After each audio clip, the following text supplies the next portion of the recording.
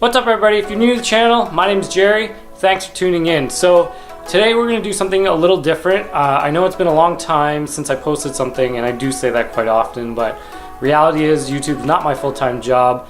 It's just kind of like a pastime or a hobby, and generally it focuses on the bikes, but I also post a lot of stuff about like building and renovations or whatever, or projects.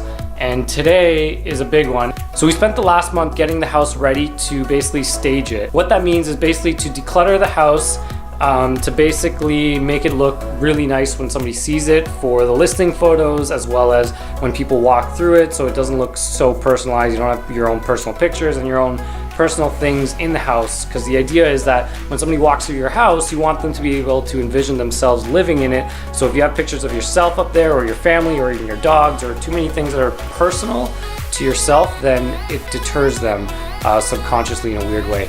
So the last month has been quite a grind. We actually threw out an entire bin, like a huge bin full of junk that we just carried over from our previous houses, and just things that we've collected even in this house. And this is we lived in this house for 3 years now, so we just collected a bunch of crap that need to go. I'll give you guys a quick walkthrough just to show you the status of the house and what it looks like. And honestly, I wish we had done this from the very beginning, because the house looks amazing.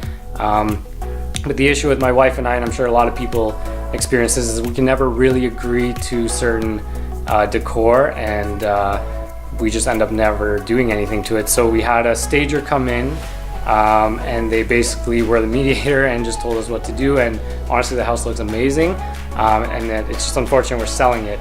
So the reason we are selling the house actually is because it's worth significantly more than what we paid for in the last 3 years. So the idea behind this is, now that we have a pretty significant amount of equity sitting in this house, I want to pull it out, and I want to downsize this house to something that we're going to live in, but also flip. So it's going to be a house that we're going to have to do some sort of renovations to add some value to it. We'll live in it for a couple of years, and then in the interim is to take the rest of the equity and put it towards 2 or 3 other rental or income properties. And just to give you a bit of background on me, is I was a contractor and a carpenter for about 12 years prior to starting my other businesses. So I do have a lot of experience in this kind of stuff.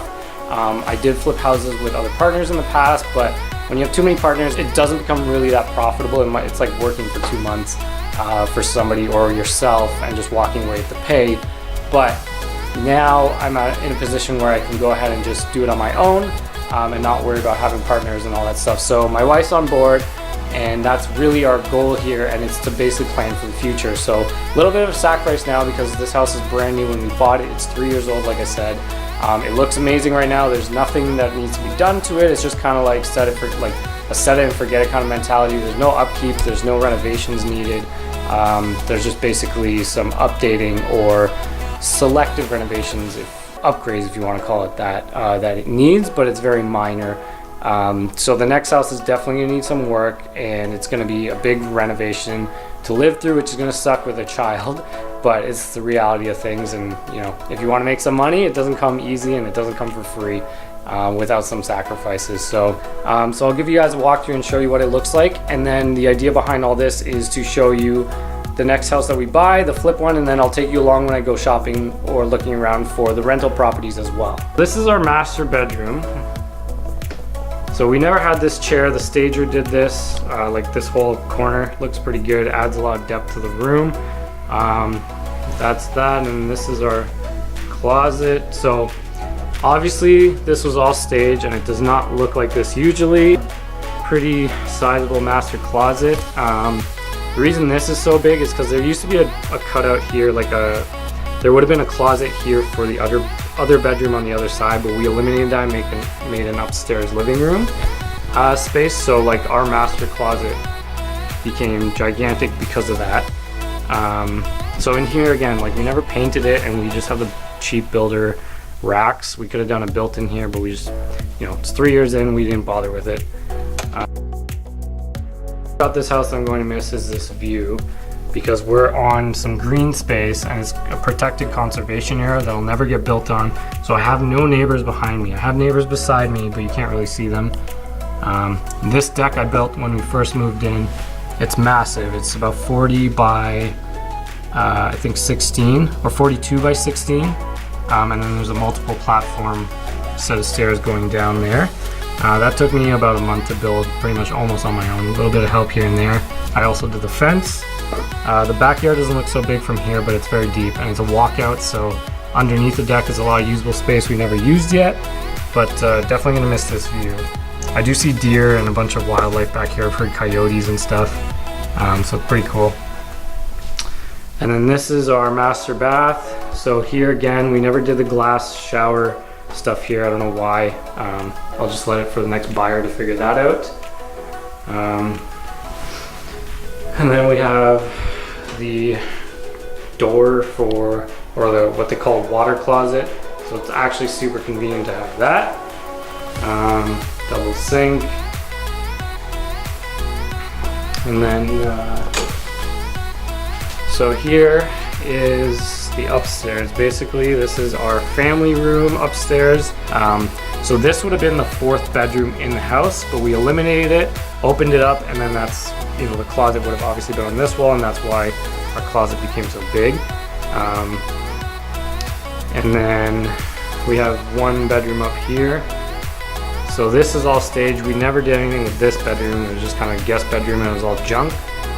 So I painted this recently. We decorated it, got new sheets, got all those knickknacks and the tables and all that stuff, made it look good. And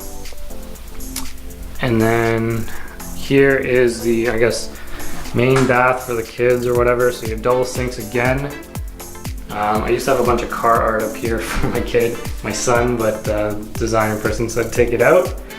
And then here again we have a separate door, I guess, for the shower and the toilet. So essentially 2 people could be using this bathroom and it'll never really interfere. This honestly rarely ever gets used. We were using it when my son was first born, but then now he's 2.5 now and he refuses to shower in there. He wants to use our own shower, so is what it is. And then here, this is open to below, so the front door is right there. It's kind of a little cool feature, but kind of a waste of space because this could be some extra square footage. Same with the staircase here, but we have these nice big windows, which brings a lot of light in. And then the set of stairs, they're extra wide. So now we're going down to the main floor. Got some lights here. Okay, so this is a table I built out of like a slab a long time ago. So this goes down to the basement. The basement is not finished and it's just piled with junk. So I'll just quickly show it to you. So it's actually a huge space. If we finish this, it's probably about 1,400 square feet more of extra living space down here. I started doing it, but then we decided to list it, so I've just kind of left it framed out. Partially wired for all the pot lights and the electrical outlets, but I'll leave it to the next person to figure it out. So that's the windows and the walkout basement. So gives you an idea of the green space back here. So the deck sits, I think it's about 10 feet high, and we do have a fire pit back there. So it's actually really nice in the summertime, except there's a ton of mosquitoes. There's, I think, some like a marsh back there or something, so it attracts a ton of mosquitoes. Yeah, so this is basically the basement. I'm not going to bother going through the layout right now, since you can't even see anything and there's full of junk everywhere. This is all the stuff we had to pack that we decided to keep.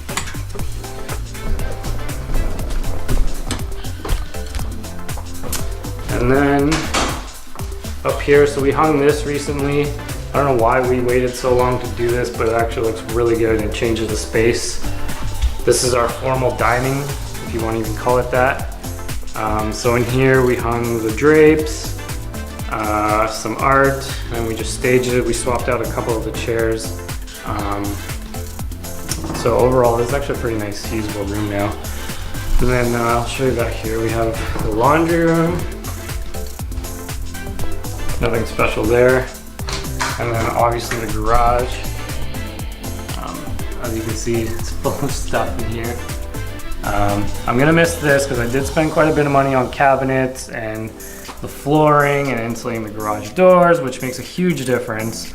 And then I sanded and painted all the walls and stuff. So the next house most likely is not gonna have as big of a garage, and the house is definitely gonna be probably half the size, if not maybe a quarter the size of this house. But small sacrifices, like I said. This is my office where I do a lot of editing. So we decluttered a lot of stuff in here. Just kind of staged it. I gotta get rid of this chair before they come, just because it doesn't match and it's too, this is one of those things that they said is too personal, where it might not speak to everybody, a gamer chair. This is the powder room on the main floor. Nothing really special there. And as you walk through here, so this is our other main living room where we spend a lot of our time now. So this room we actually never used a lot. I did a video on this accent wall, how to build it. So prior to that, we literally never used this room at all. We were using the one upstairs. It was just so cold and bare and boring. But now the stager added like this carpet, those knickknacks, what else? This stuff here, we hung the grapes and then we hung some art. So now it like really pulls together, looks really nice, it's warm, it's inviting. Acoustically it's quite good now because of that carpet instead of all the hardwood everywhere.